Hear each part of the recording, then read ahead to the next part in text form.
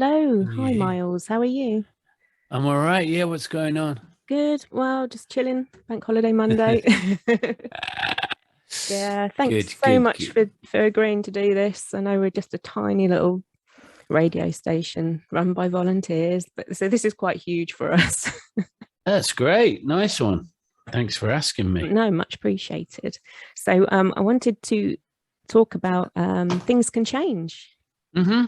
your new song, which is all very good, nice summery vibe to it. Yeah. Featuring pen friends, which I'd never come across before. So, how did that all come about? How did she get involved?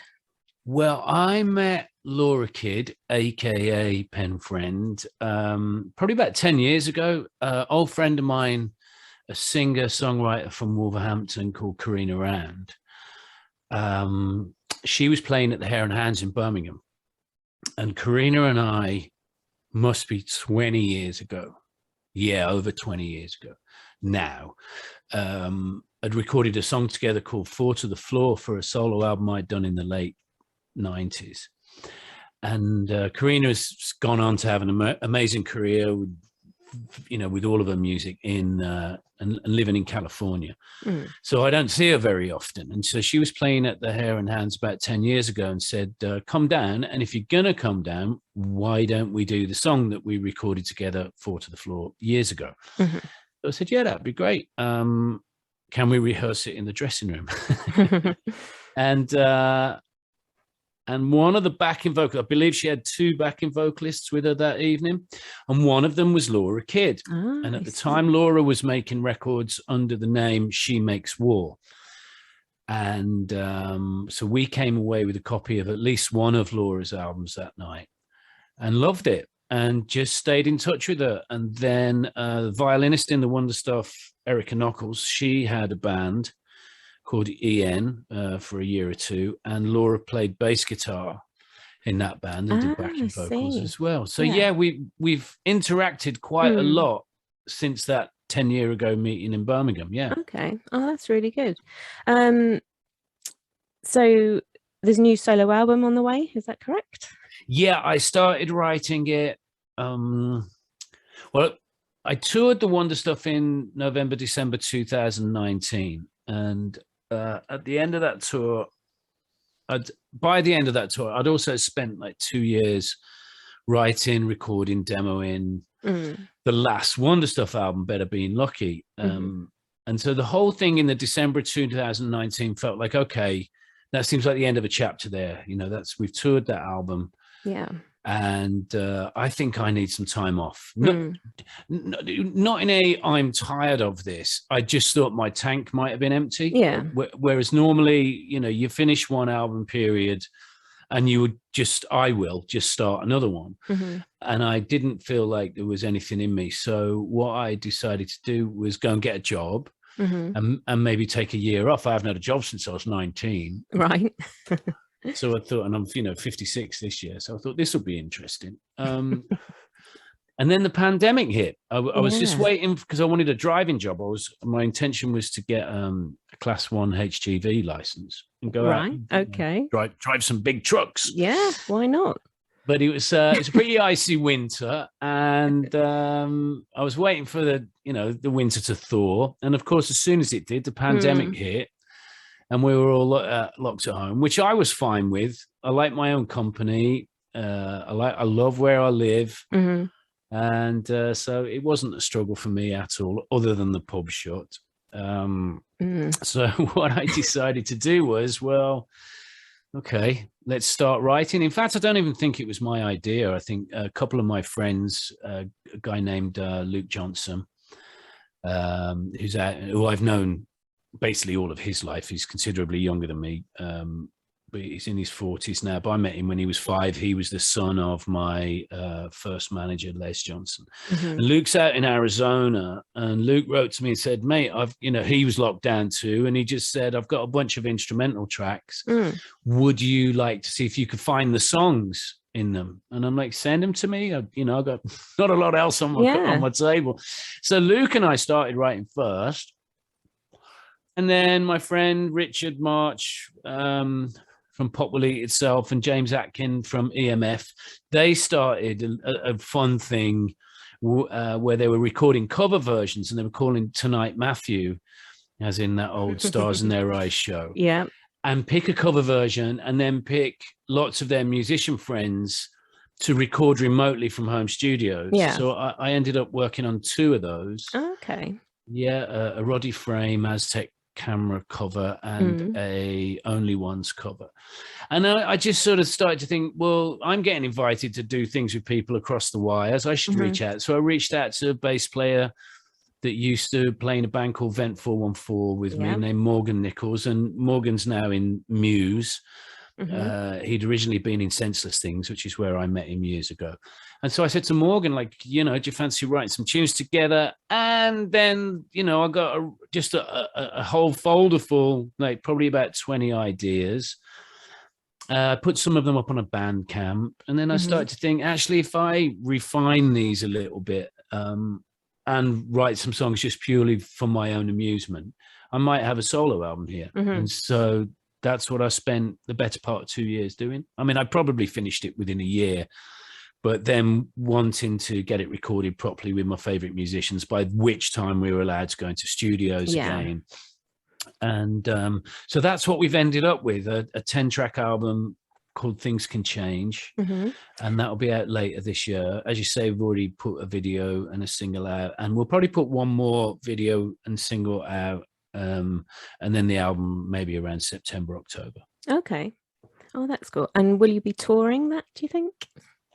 Later? The only way I can tour my solo stuff really is just me on a stool doing acoustic shows. And I've kind of fell out of love with that for many reasons. Principally, I've never enjoyed doing solo acoustic work ever. I just, I do, there are, I love James Taylor. I love Joni Mitchell. I love solo acoustic performers. Dylan, of course, started off that way. But it was never, when I was a kid, that I didn't aspire to that. I aspired to being in a daft gang of lads in a rock and roll band. That's completely different. And that's never really left me. And so when I first got bullied into doing acoustic shows by my Beverly Hills based manager in the early 90s, I despised it.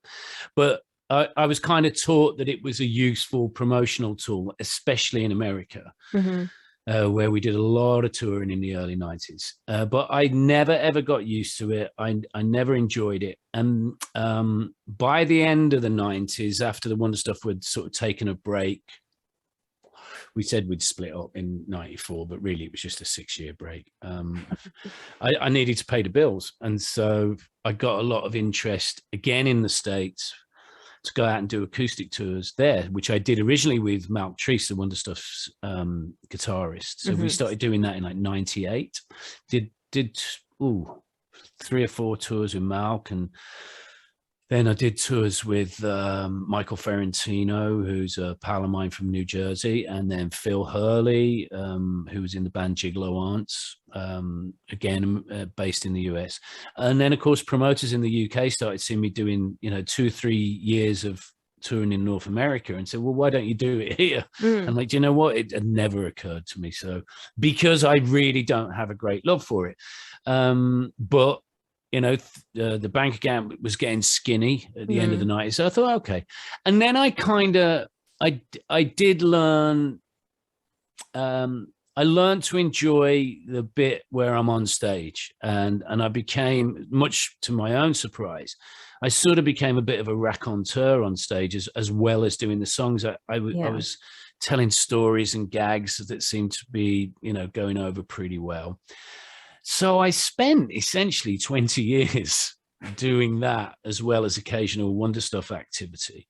And perhaps that 20 years has just made me get tired of it. There's also something, it gets talked about a lot on social media. There was a whole post this week from my good friend Ian McNabb from Icicle Works, where audiences are getting just more difficult to play to, in terms of, you'd be in a small room with anything between 100 or 300 people in it who have bought tickets and you would think would take interest in what's going on stage. But I've certainly noticed it in the last 10 years getting worse and worse and worse.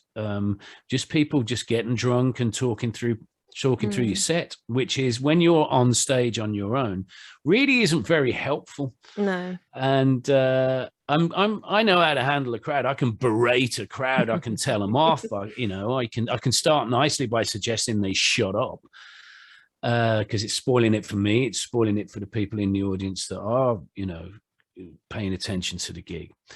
But I come away from gigs just feeling angry or feeling miserable. I don't want to go out in public to tell people off. That's not why I do it, So it's not something I particularly enjoy, but it is the best place for me to get my new songs over and to sell merchandise, which are the CDs and the vinyl these days. And I do that myself at the end of the show. Yeah. So I'll probably go out and do stuff like that in October. And it won't, the last few acoustic tours have been of like 25, 30 nights in a row. And it's exhausting. Mostly it's exhausting from just being angry at audiences. But I won't do that. I'll just do, weekend gigs. Yeah. Just to bring a little bit of attention to this record that I've worked really hard on. Yeah.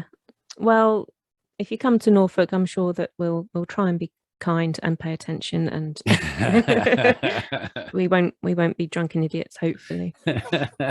Speaking of touring, you've got the Never Loved Elvis tour coming up with Wonder Stuff. Really excited about that. So is it the 30th anniversary? It would have been nice to do a 30th anniversary, but of course last year was so tricky, whether you didn't know whether you were going to get a lockdown, you didn't know whether there was going to be confidence from audience to want to go into large rooms with large crowds of people. So we just held off on it. So yes, it is the 30th, postponed by 1 year. So it's the 31st anniversary tour. I'm very much looking forward to it. I'm really looking forward to seeing the gang. We did get together minus one of our guitarists, Mark Gemini Thwaite. We got together because he lives in California, and just doing one show and flying Mark in for that would have basically eaten up any profit from the gig. So, but that was at Moseley Folk Festival last September, and that was wonderful. I have a few days rehearsing with the band and all seeing each other for the first time at that point in nearly 2 years, and our crew as well, who are great friends of ours. So we'll all be getting together June 1st, little under a month, to start rehearsing for the Never Loved Elvis 31st anniversary tour. And that starts in Cardiff on the 8th of June. So really not far away. And what we'll be doing is starting the show by playing the whole of Never Loved Elvis in order. Excellent. And then take a little break. And then come on and do hopefully all of the other tracks that our audience wants to hear, ranging back from as far as the Eight-Legged Groove Machine songs in 1988 up until newer songs from 2019 from the album Better Being Lucky, and a few stops in between. Oh wow, excellent. Yep, I'm going to try my hardest to make it to one of those dates. Where's the nearest? I know we were offered something in Norwich. Oh, but I'm sure I don't think Norwich is on the bill. I think Birmingham's the nearest. Okay. So I might try and get along to that. That's the final night of the tour, so we should be good by then. Brilliant. But that album for me, that's how I first got into the Wonder Stuff. That album, and it's just stuck with me ever since. So it was for a lot of people. It was. The other two had done good. But our third album propelled us to a larger audience. I think potentially because we've done a little bit of growing up and accepted our fate that we've got to go into bigger rooms and theaters, and we were always very happy in small clubs. Yeah.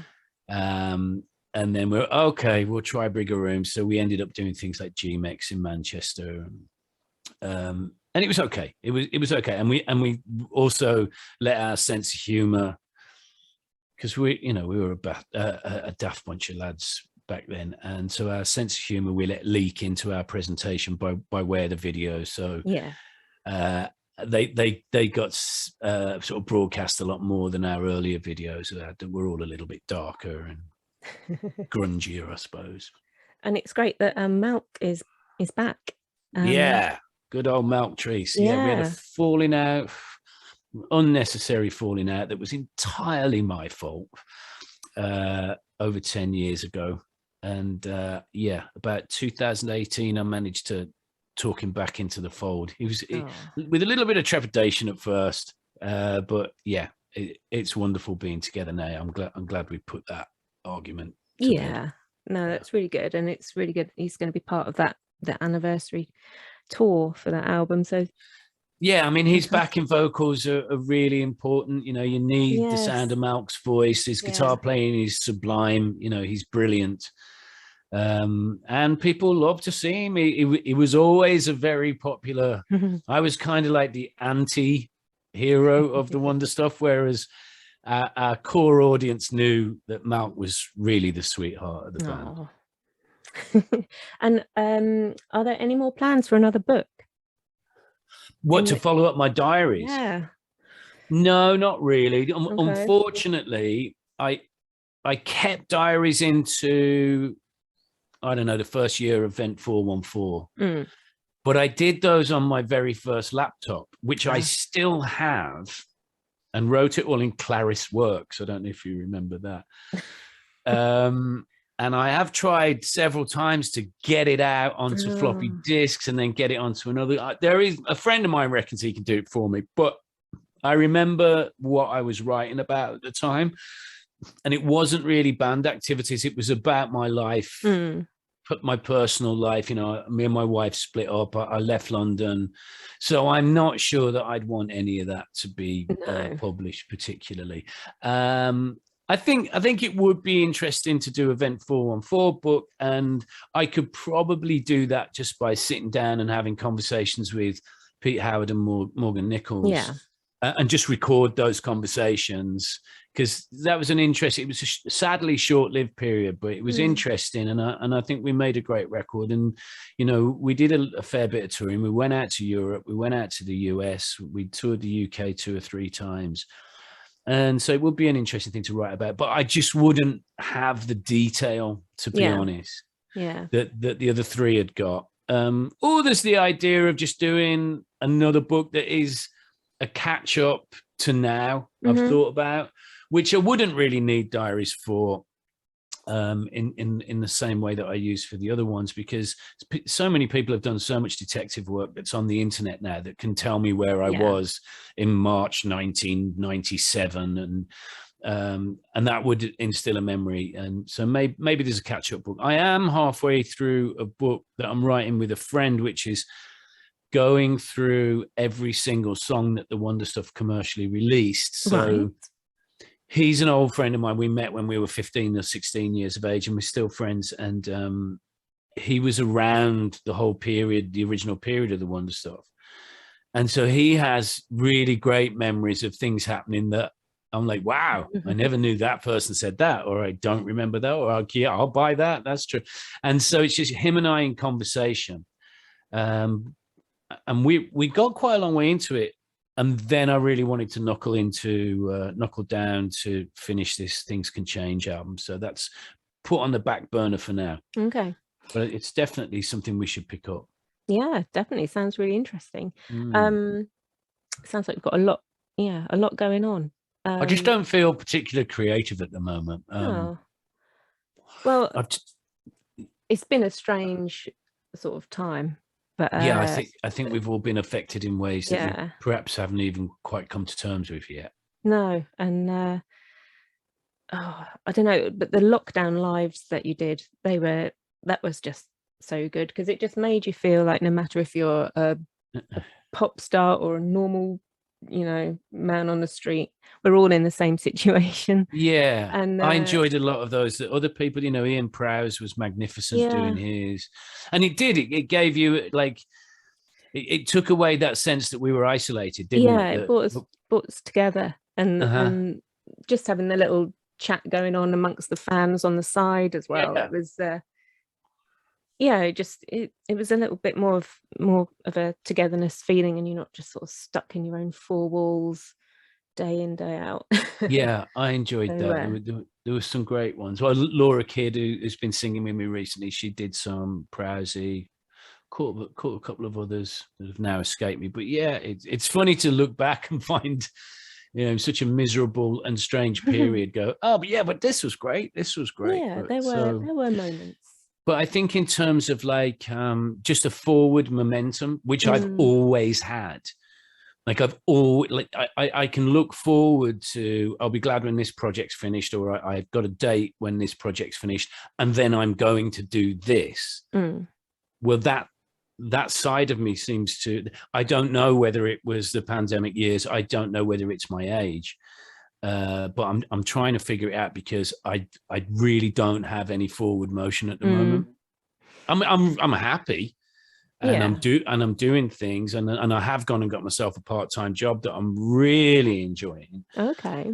Yeah, and yeah, but in terms of that, knowing what I'm going to do creatively next, I just don't have the energy for it. No, I guess it's been, I mean, you've been doing it for a long, long, long, long time. So Long, just one long would have done. yeah, sorry. But yeah, I don't know, to be creative and find that inspiration to write songs for that length of just constantly, I just can't imagine it. Perhaps that's part of it. I hadn't thought that, actually. Not a great deal's happened in my life in the last 2 years. So I think if I got into writing another album's worth of songs right now, they would be very repetitive topics to this one that I've just finished. Oh, which doesn't excite me. So oh, well, good luck for the tour and the solo album. Yeah, thanks. And we will play Things Can Change. Lovely. And yeah, bring it to the South Norfolk masses. Great. But yeah, thank you so much, Miles. It's been amazing. Thank you. Oh, thanks for asking me. It's been a pleasure. Oh, thank you. And have a nice rest of your day. Yeah, time to go and walk the dog. Yep, I've done that for the day. So I've done that. Yep. Okay. All right. Good luck with it then, Hannah. Thanks a lot. Thank you. Take care. Bye.